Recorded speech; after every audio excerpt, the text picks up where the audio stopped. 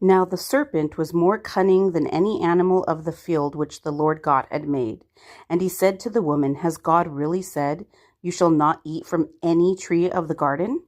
The woman said to the serpent, From the fruit of the trees of the garden we may eat. But from the fruit of the tree which is in the middle of the garden, God has said, You shall not eat from it or touch it, or you will die. And the serpent said to the woman, You certainly will not die, for God knows that on the day you eat from it, your eyes will be opened, and you will become like God, knowing good and evil. When the woman saw that the tree was good for food, and that it was a delight to the eyes, and that the tree was desirable to make one wise, she took some of its fruit and ate. And she also gave some to her husband with her, and he ate.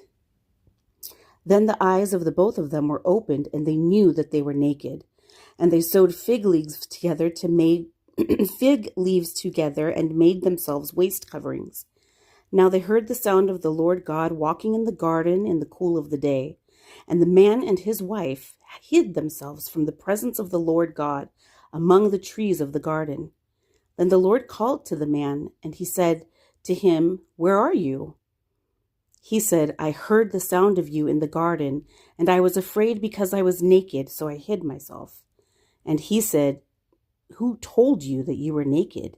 Have you eaten from the tree from which I commanded you not to eat?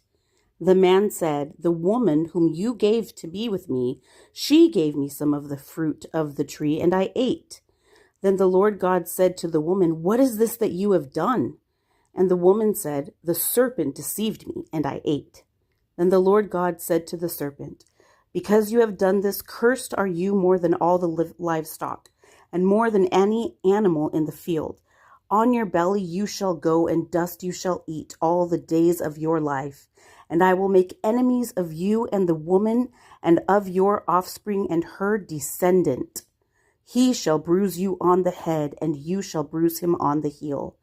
To the woman he said, I will greatly multiply your pain in childbirth. In pain you shall deliver children, yet your desire will be for your husband, and he shall rule over you.